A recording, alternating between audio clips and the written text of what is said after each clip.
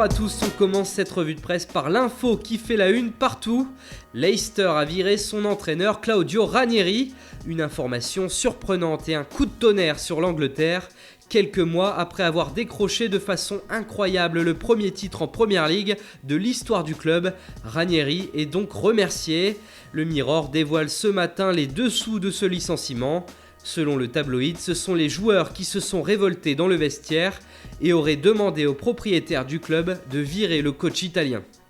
Et en Italie, on est forcément sous le choc. Les Anglais sont ingrats, titre la Gazzetta dello Sport en ajoutant « Le club de Leicester salit l'histoire de celui qui a fait rêver le monde entier ». Pour le remplacer, une shortlist est déjà sur la table des dirigeants des Foxes. Roberto Mancini, un autre technicien italien, est favori pour prendre sa place, devant Frank de Boer et Gus Hiddink. D'autres noms ont été cités comme Nigel Pearson et Alan Pardew. Et ce clap de fin de Ranieri avec Leicester éclipse totalement l'autre actualité de la semaine, avec le gros dossier Wayne Rooney.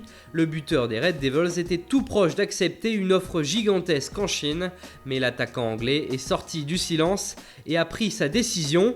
Il reste à Manchester United, au moins jusqu'à l'été prochain.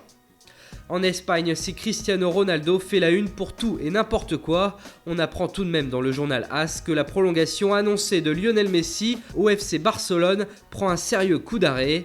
En effet, le quotidien madrilène affirme que le père de la Pulga, qui devait négocier son nouveau contrat à Barcelone, est retourné en Argentine sans qu'aucun accord n'ait été trouvé, ni aucun autre rendez-vous fixé à l'avenir.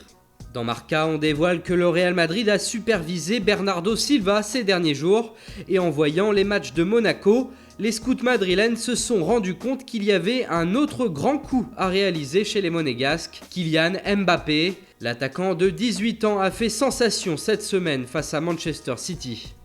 Et enfin, en France, l'équipe Magazine, qui sort demain, dévoile comme chaque année le classement des sportifs français les mieux payés. Et en 2016, Tony Parker, premier, avec 19,6 millions d'euros de revenus, résiste aux 18 millions de Paul Pogba. Derrière lui, on retrouve Karim Benzema, puis Ribéry, puis Griezmann, Matuidi, Nasri et Payet parmi les footballeurs dans le top 10. Voilà, c'est tout pour aujourd'hui. Bonne journée à tous sur Foot Mercato et bon week-end. On se retrouve dès lundi matin pour une nouvelle revue de presse.